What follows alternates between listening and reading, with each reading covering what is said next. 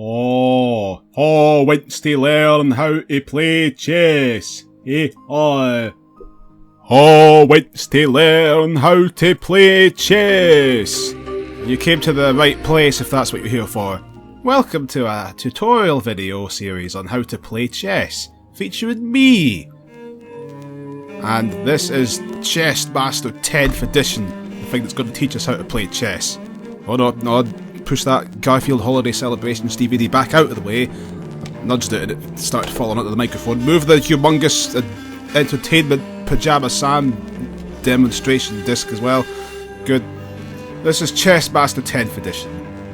An old chess teaching tutorial system and playing system as well. You can learn chess and play chess with computer opponents on your computer. You've probably heard of chess. I don't need to introduce this. That really grainy, pixelated introduction sequence did the job for me. And with the boom that we just heard, we begin Chessmaster 10th edition. That's the sound they chose to use as the gateway noise for the Chessmaster. Man, this mouse is flickering like a banana slammer. Well, you're getting to see Aristotle in the background. That's one of his overlooked Renaissance era portraits. But you won't be seeing much of that for much longer, because we're going to move in to the Academy of Chessmaster. That's better. Now you see nothing but chess.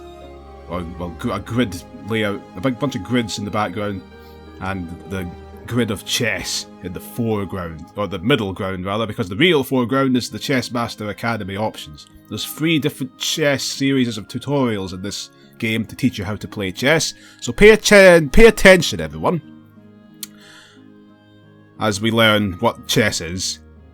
I did this a long time ago, but I've not done it for a while, but we'll both go through it together.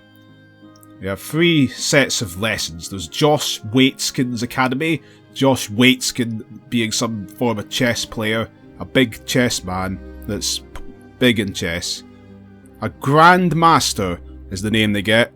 That's what successful chess players get called, Grandmasters. An unbelievably pompous title to give to somebody that's really good at picking up little marble figurines and then moving them on a grid to some other place in response to a second person moving another set of pieces of figurines on a grid. But that's what they get called. They're Grandmasters at Feng Shui. They're Grandmasters at Feng Shui. They're really good at reorganising little marble figures. That's what it appears to be. Josh Waitskin's a Grandmaster of chess, and he's going to be using his Grandmaster superpowers to teach us about how to play chess in the Academy. Or we can have Larry Christensen, who I believe is another chess Grandmaster, with his attacking chess. He doesn't bite the boats. He goes right into the heart of the attack. These pieces of marble attempt to inflict damage on each other, except that they don't, because you don't want to damage your chess pieces. Then finally there's the Chessmaster series, which is where the Chessmaster himself, or this computer program, made up its own series of lessons on how to teach chess. But stuff that, there's no voices in that. There's voices in Josh Waitskin's Academy. There's no voices in the Chessmaster series. Larry Christensen is just a really technical series of tutorials for people that know how to play chess already. Josh Waitskin is where it's at. And we are going to be attending his academy to get the complete chess playing experience. If you didn't know how to play chess, then strap yourselves in, because it's going to be a bumpy ride. And if you do know how to play chess, then get out of here, because you're not going to want to see this. Or maybe you will. Only time will tell. And only Waitskin will wait.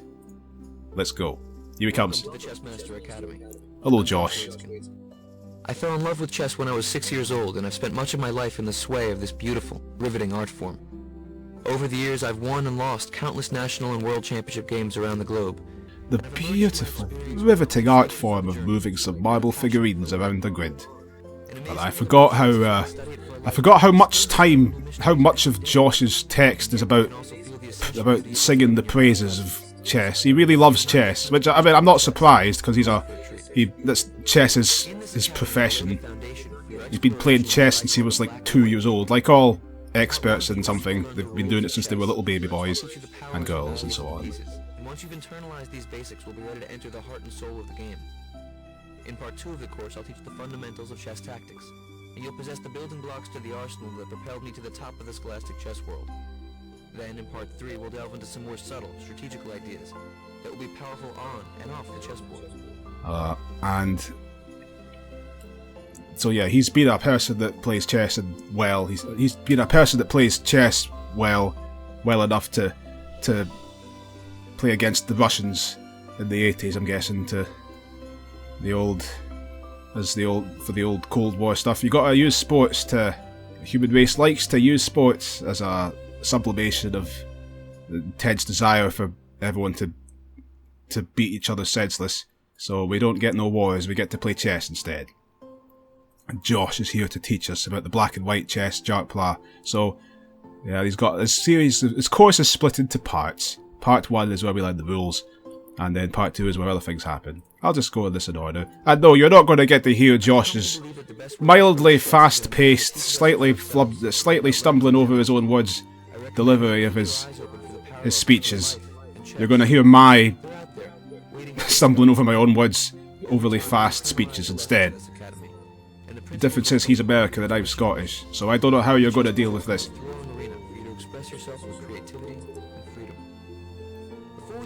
You can see all these exciting adventures in chess taking place on the left.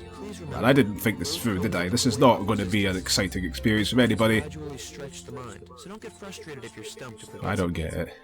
Josh is going to stretch our minds. So he's going to... I remember having trouble with this tutorial. I'm not a chess grandmaster. I obviously don't take to chess well. A lot of his questions confused me, and I didn't see how to deal with them. And then to soak in my explanations. If I've learned anything over the years, it's that the road to mastery is about growth, not perfection. So whatever, Josh. Let's begin with the chess. I forgot how much I got fed up of his rather pretentious statements. Okay, this is the chessboard. That's chess. There's 8 boxes going right to left, and there's 8 boxes going down to up. That's a rank.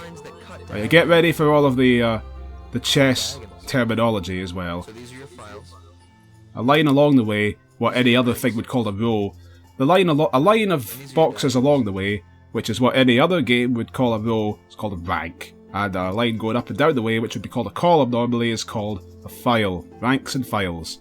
It's like in the army, isn't it? Rank and file. Maybe this is where it came from. Yeah, it probably is. And then diagonal lines. Well, at least that makes sense. Okay, Josh, I'm ready. Set up a chessboard. You always want to have a light square in the lower right-hand corner of the board. In the beginning of the game, white always goes first. We'll get to that later. I don't know. Alright, I'm going to interrupt Josh and start complaining about reality again. I don't know why.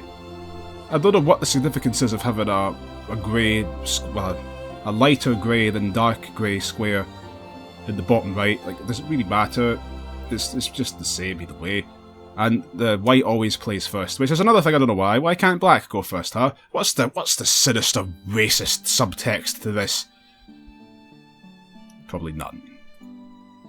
Now we're going to learn the language of chess. But yeah, I still don't see why white has to play first.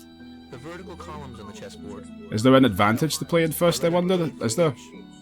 Any scientists figured it out? Chess is a very complex game, which... there's so many moves that you can make and stuff, and twists and turns, that you... I don't know how easy it is to analyse these things. Must be possible though, because the Chessmaster CD famously comes with a Chessmaster artificial intelligence that you can play against, and it's extremely good. Even the Grandmasters, like Josh here, have a hard time against him. Or it, rather. Doesn't have a gender, there's no sexual intercourse happening for the Chessmaster. Sorry, Chessmaster, but you play chess, so that's I'm guessing a given. Don't know, maybe chess culture's changed since its olden days, the old stereotypes associated with chess. Maybe chess players are like rock and roll stars now. There's just no end to the bishops taking knights and the pawns going all the way to become a queen. And or alternatively a knight, if they're so inclined to move in a weird way.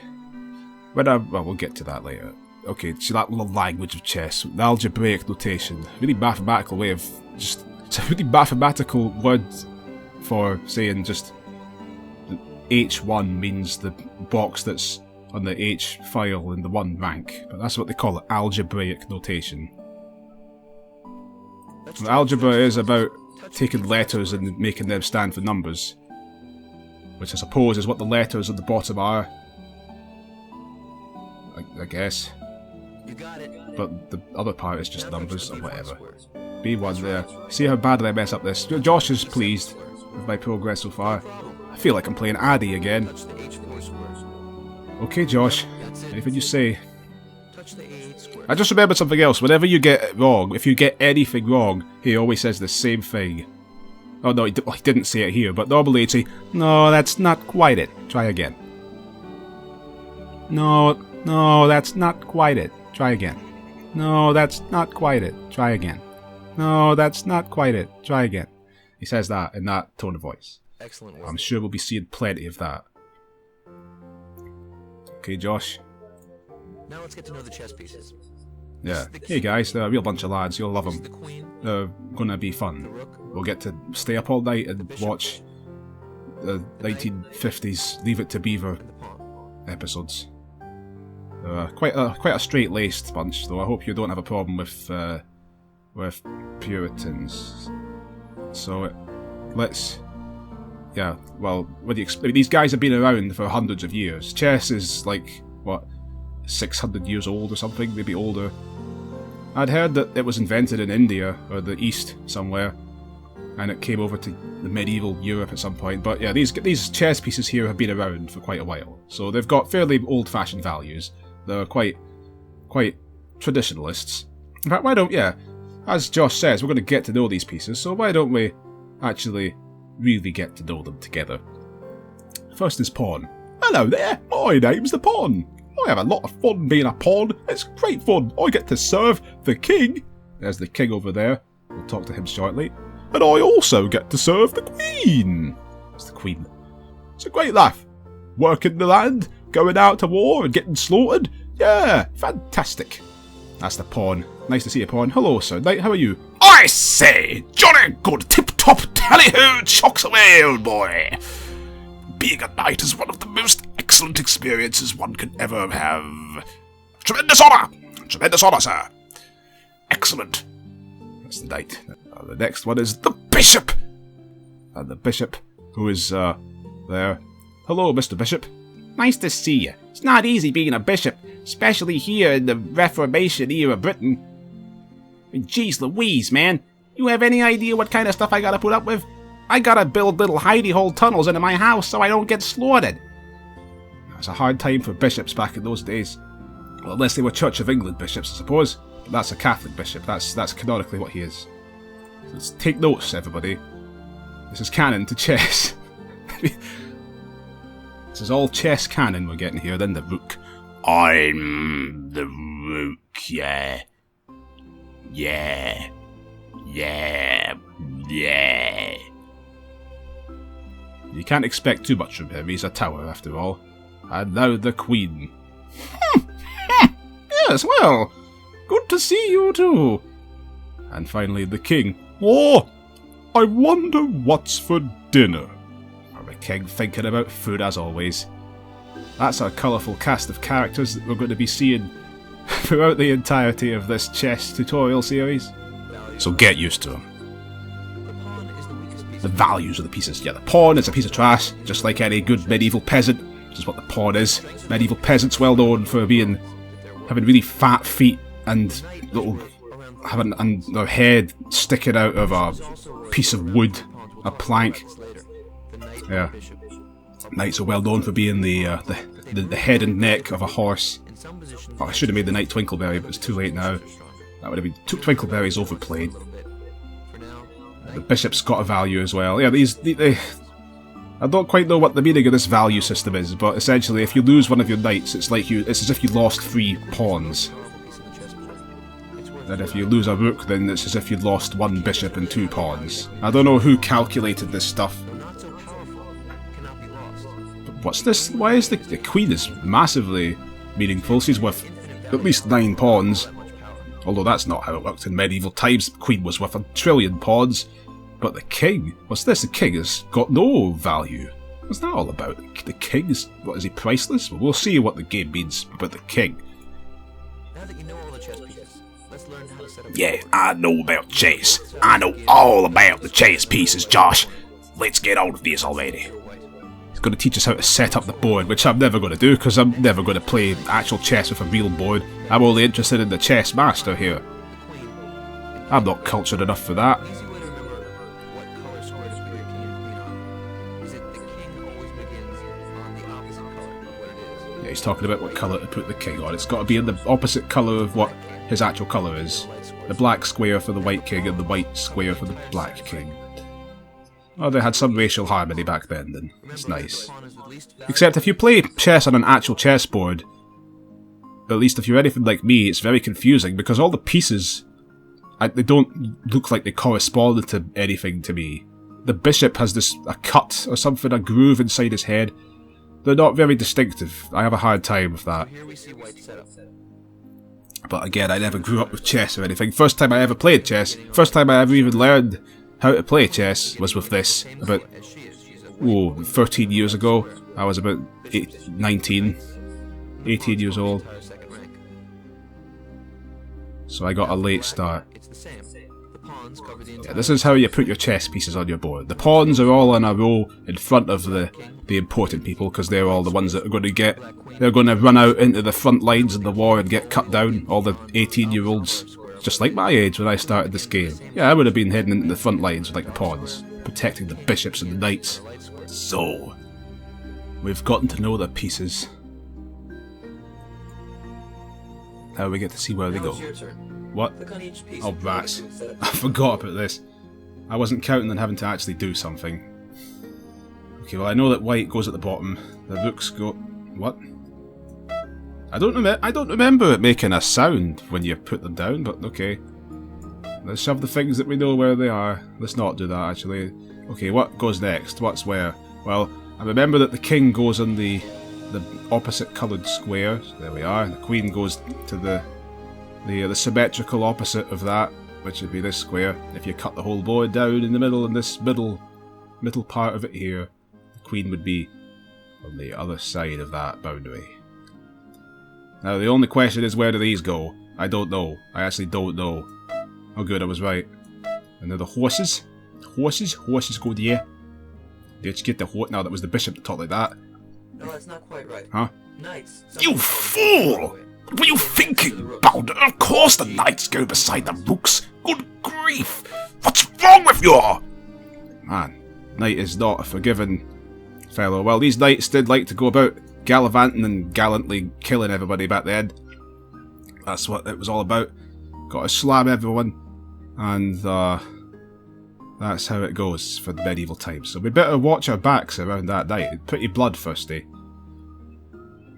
Alright, now the king goes on the opposite side of that, and then let's shove all these pawns. Get all the peasants. Here, you peasants! Come on, get on down here!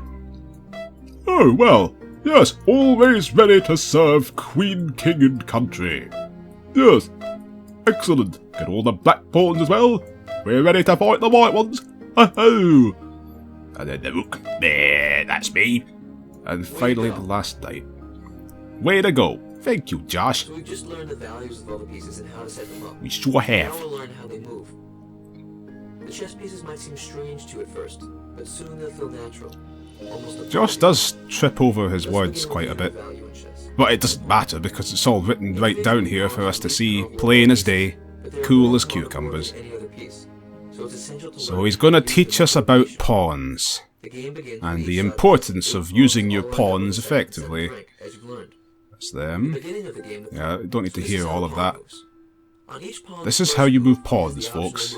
Oh, if you didn't know as well, chess is a turn-based game. The white team moves, then the black team moves one piece, then the white team moves one piece, then the black team moves one piece, then the white team moves one more piece before the black team moves another piece of their own, after which the white team moves a white piece. I'm getting mixed up, confused. This isn't good.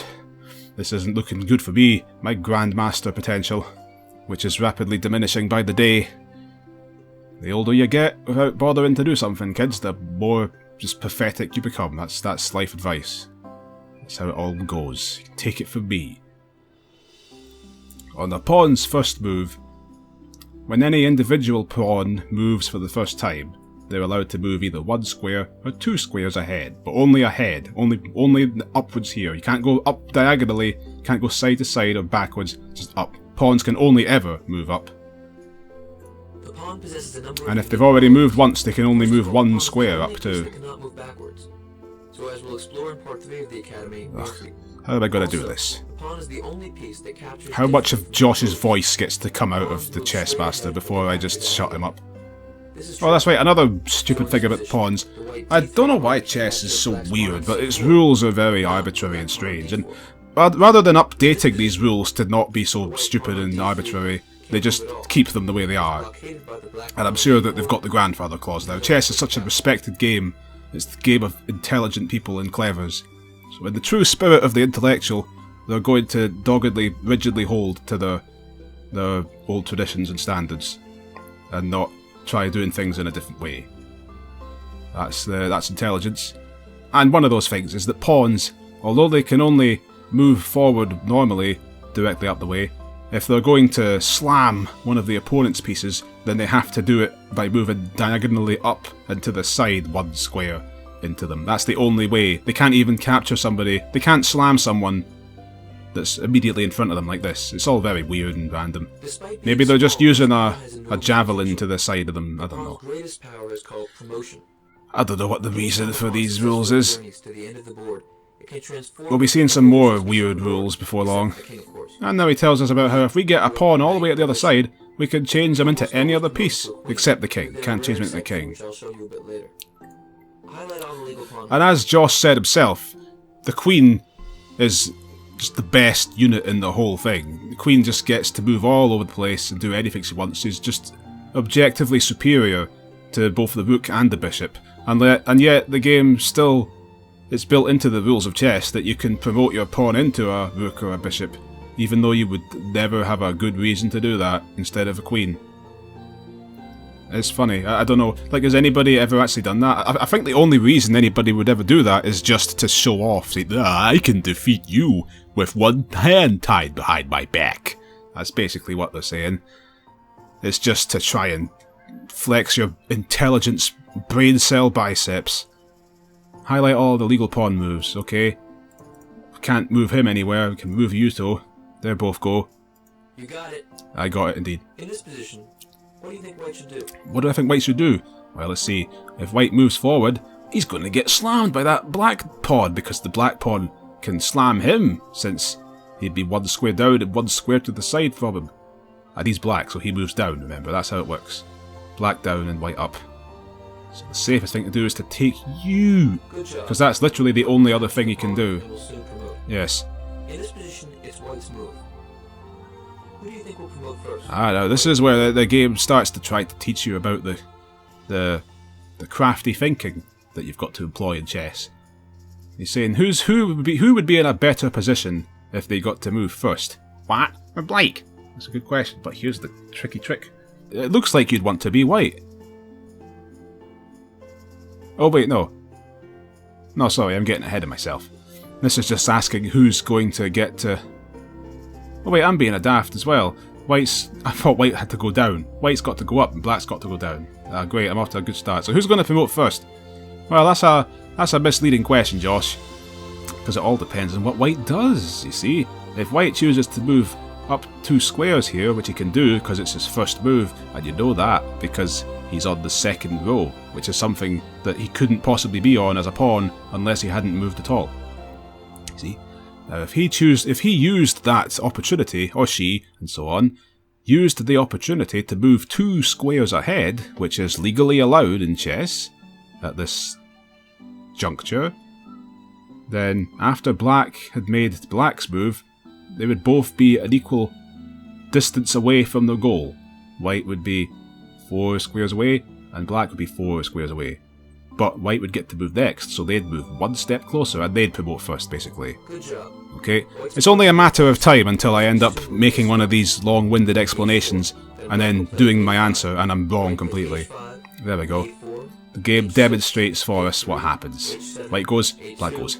White goes, and the promotion takes place. Excellent. This exercise is a little bit trickier. It's black's move. What would you play?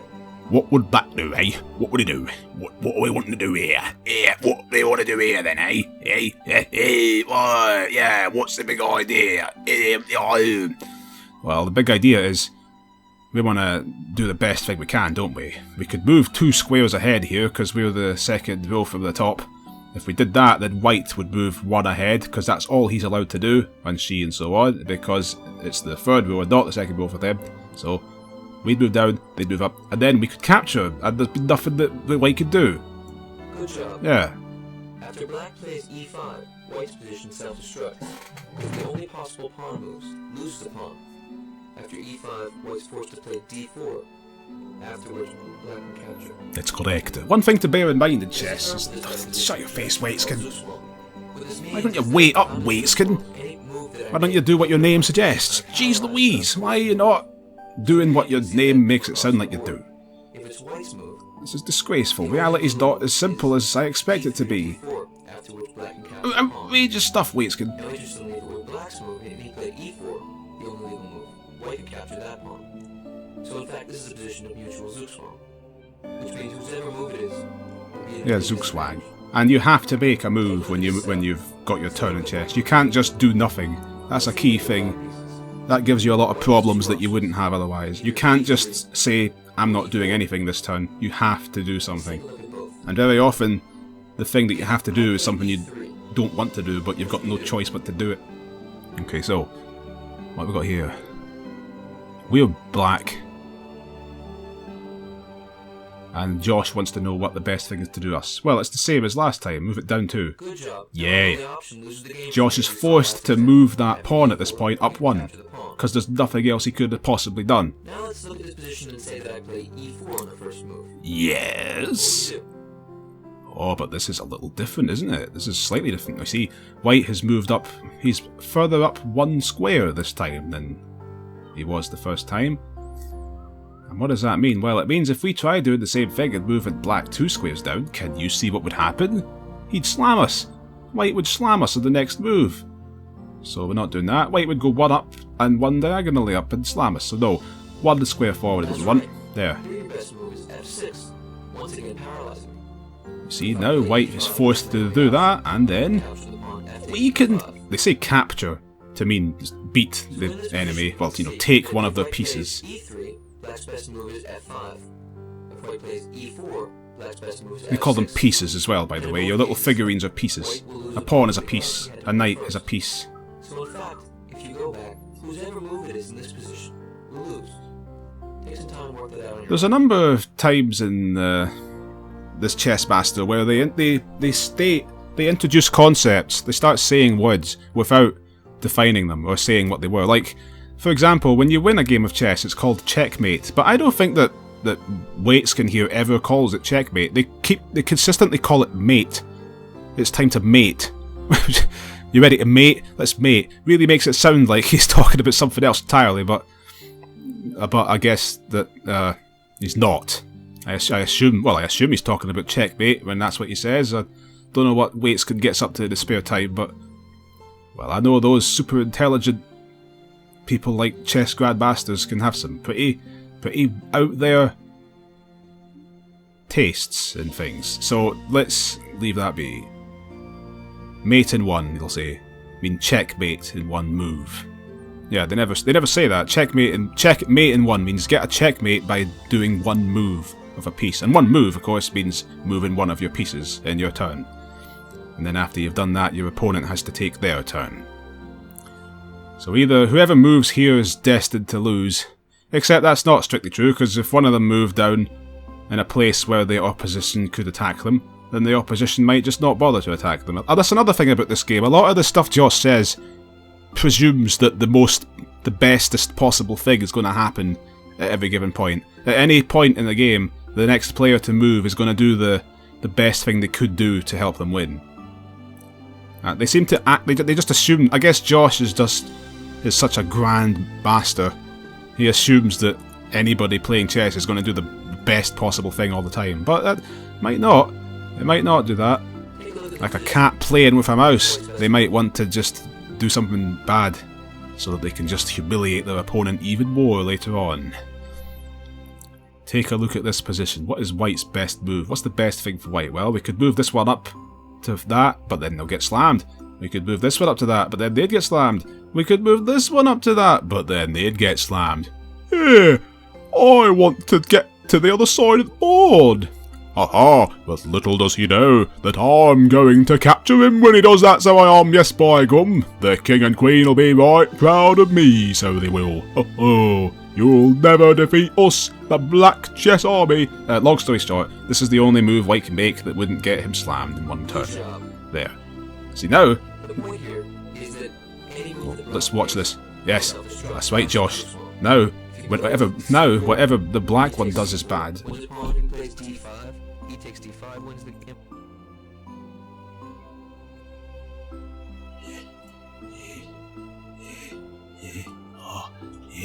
So, any of the blacks move and the white ones can pounce on them like vultures, which pounce on their prey, just like a lion swoops down on them from on high. Now we're gonna have to learn one of the more Good chess analogies for me. French for I'd make a great grandmaster. This is how it works. Those pawns really fish into the prey and claw them in with the tongues like a frog bulldozes a jaguar in a South Pacifican rainforest. Like those glass frogs in the rainforest. Sorry, what's Josh talking about? There are two important stipulations to remember. First of all, this is a one-shot deal.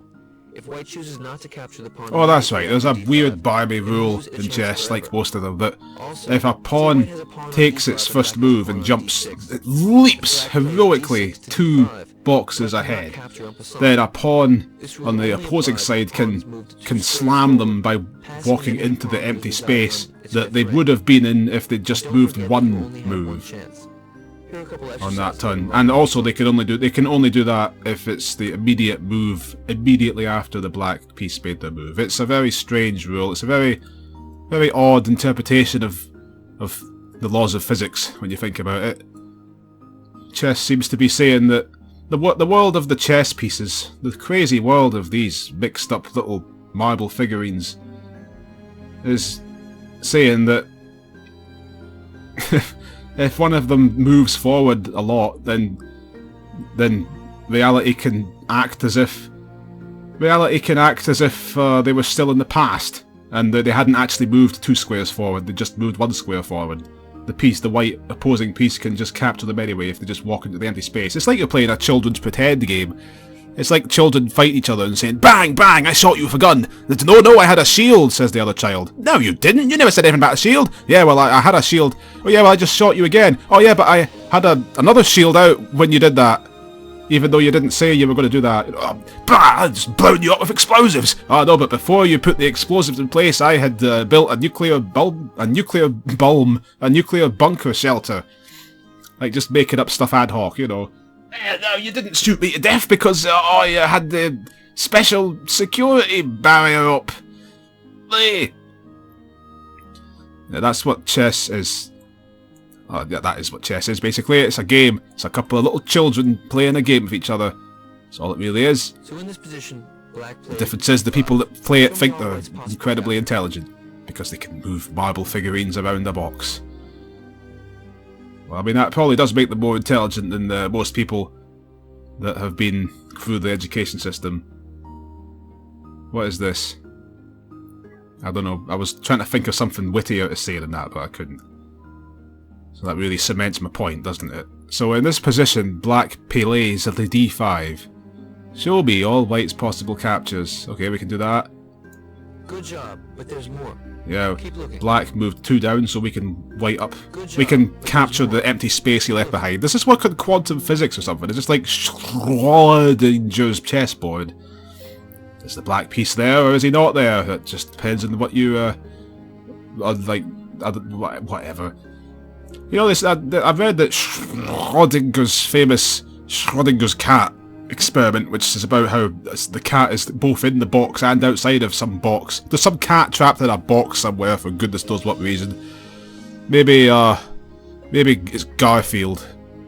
He thought there was lasagna in there, but there's not. There's Garfield's in the box. And this Schrodinger's cat experiment goes that the cat is both in the box and outside of the box. It's in a state of flux. It's both and neither. It's both and neither until someone opens the box and looks inside it and sees if it's there or not. Like, until you see that it's there or it's not there, then it is both at the same time or neither of them. It's not.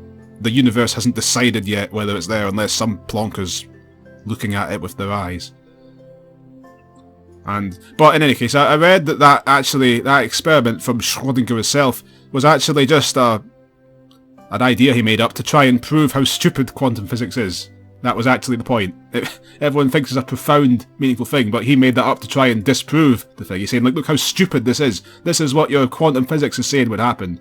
He was trying to make a fool of the thing. But much like Frederick Hoyle, the physicist who came up with the name Big Bang for the concept of the Big Bang, which you might have heard of, he similarly coined that term because he wanted to make fun of it because he thought it sounded stupid. He's saying, what a pile of garbage, the universe just popped up in a big bang? Take that, physicists. And once again, didn't he end up looking like a plonker for that? Except that his term stuck for some reason. They decided to keep... I don't know who decided that one, that's a bit weird. Like, he came up with this term as basically an insult. That was meant to be an insult to the people that believed in the Big Bang. And then the Big Bangers just decided to use that as the term that to this day they use for it. The really childish, naive sounding thing for it. I mean, what else would they have called it? They probably would have named it. They probably would have named it after the scientist that invented the Big Bang. Like scientists always do. They should have called it Bangy McBangface. That's what they should have done. They got no integrity. The scientist that invented the Big Bang. Yeah, he created the universe. Or more accurately, he catalyzed the expansion of material substances throughout space or whatever within like a very short period of time after the earliest point in time that we're aware was around. I think that's what the Big Bang actually is. It's not actually a theory of the origin of all existence. It's just a theory about what happened slightly after the earliest time that we're aware of in the big old bunch of universe that there is. I think I'm right in saying that. I don't know where the idea comes from that it's meant to explain everything, but it does. Now then, what are we doing? You've already mentioned this move. Hang on a second, is there another one? The game's already messing... Oh, right, that. Good job. Yeah, okay. Oh, 3 exclamation marks for that. I'm no physicist, but I think I've got that right. The Big Bang is actually just what happened after existence was already there. According to physics. Or physicists, you know. According to physicists. Now... So it's basically not really very interesting at all. Not that... What are we doing? That'd be like saying... That would be like a physical... That would be like a physics theory for why...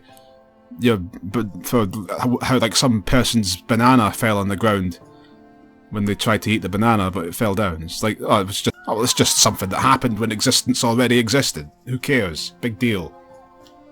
Jeez Louise, universe. Show me all what's possible, Cap. Why am I talking about science?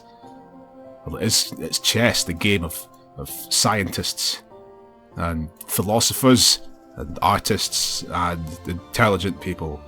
That's why. It's all about science here. In this position, the black... It's all about like deconstructing science, which is what I just did.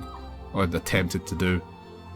In this position, black plays b5. Show me all white's possible captures. That's physics, the Big Bang. Well, that's appropriate, talking about physics. Stephen Hawking died recently. He's popped his last... He's moved the wheels on his wheelchair for the last time. And he's he's exercised that weird voice box thing that he had for the last time. You'd think that he could have afforded a better... You think they could have upgraded the voice on that thing at some point in the last 50 years, but it seems like they didn't. I don't know. Anyway, yeah, Stephen died, and on the news there was a whole bunch of stuff on the TV, and people were saying all over the place, Stephen Hawking's dead, science is amazing. Well, it's amazing that the universe is rationally comprehensible to human beings, but amazing that we can learn all these things. Boom! And, I don't know what Stephen himself would have said if he'd been around. Still, he probably would have run over somebody's toes in his wheelchair, which it said he did when he disagreed with somebody on something that came out after his death, a quirky facts list saying, hey, quirky facts about the great Professor Stephen Hawking. If he didn't like what someone said, he ran over their toes in his large, extremely heavy wheelchair. Saying, oh, what a character, what a card. That must have been painful to get your tootsies steamrolled in Stephen Hawking's super mecha wheelchair. There's nothing jokeful about that. I'm not a fan of that I'm not a fan of it when somebody dies and then they start treating all of his stuff he did as great. Oh, remember that, remember when he used to punch you in the face if you didn't like the colour of your eyeballs? What a funny, what a character. Try telling that to the person that got punched in the face because of their eyeballs. I mean, I can't imagine it was a pleasant experience getting run over by Stephen Hawking. But, well, he's dead now, so he's dead. And where are we? Stephen Hawking. Chess, that's right. So, show me all white's possible things. Well, we can do that. But, yeah, we can't do the other one because the black didn't move down too. I assume. I wasn't even paying attention. I was too busy talking about physics. The king is the most valuable piece in the game, because if we lose it,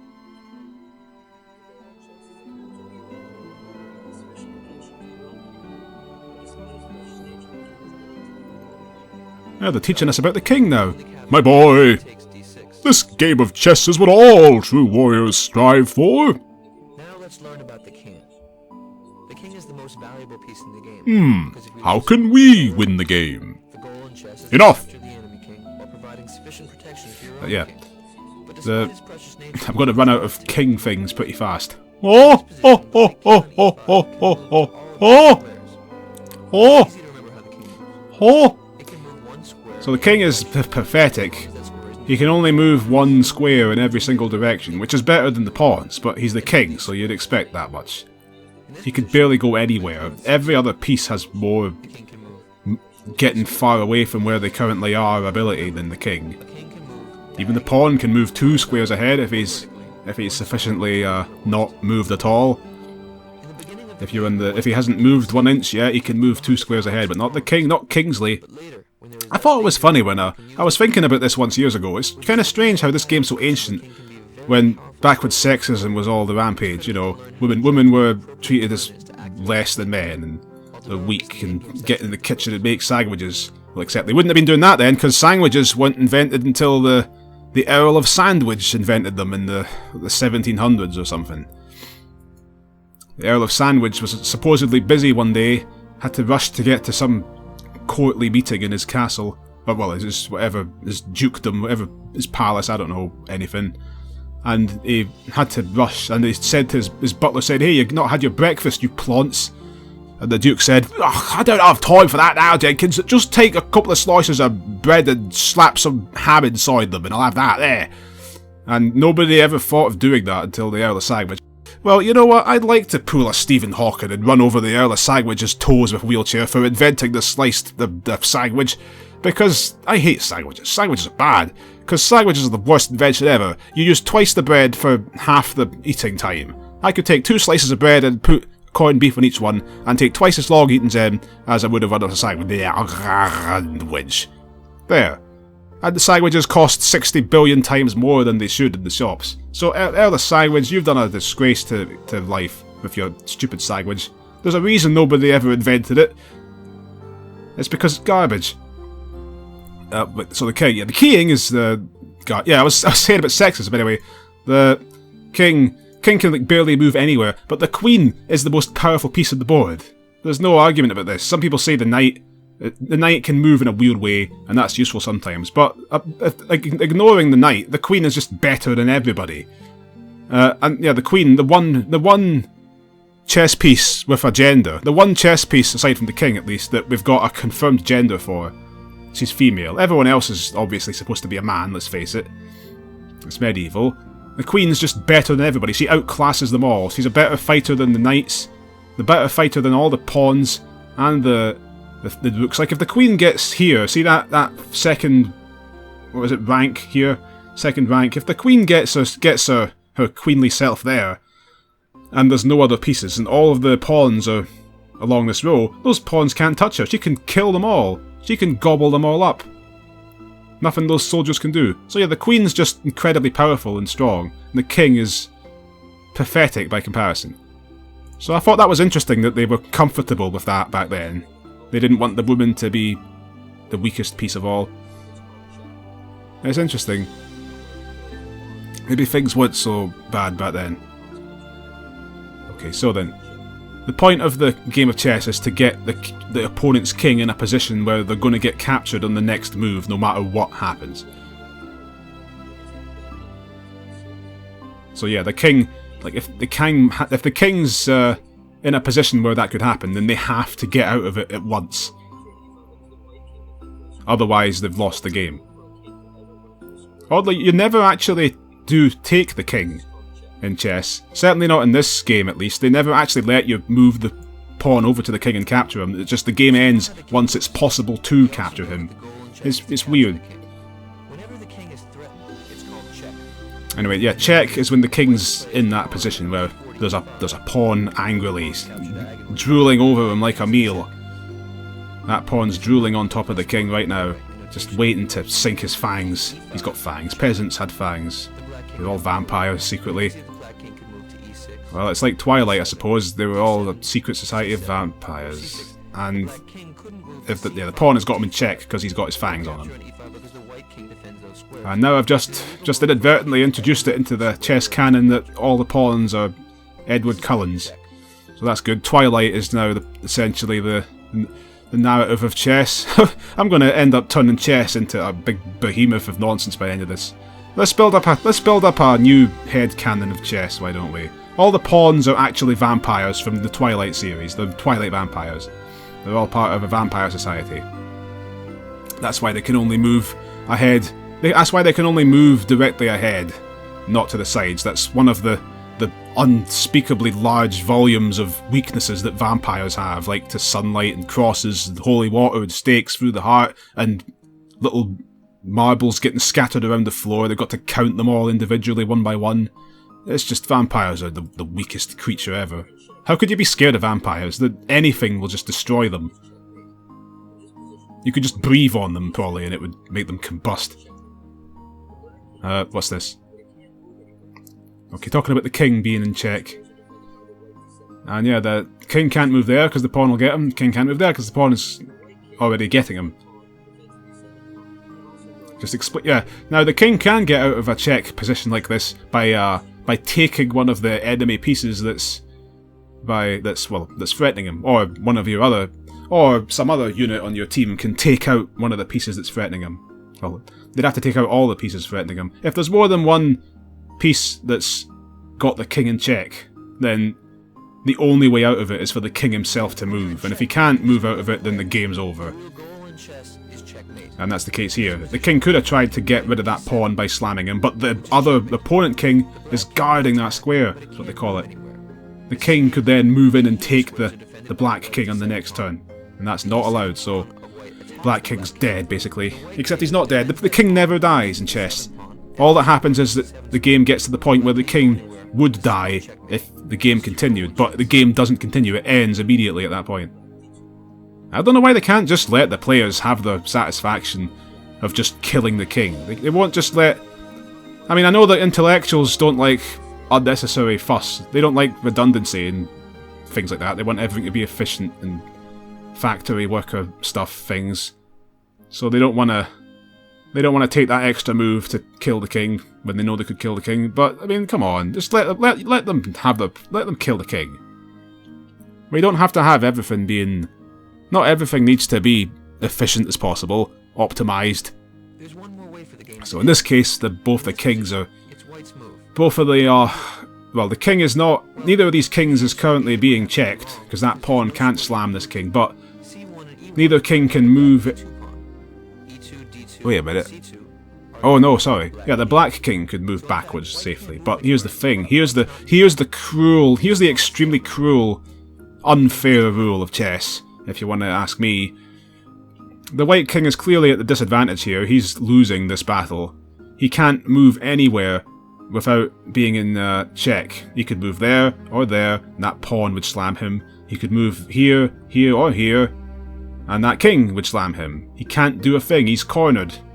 But here's the thing.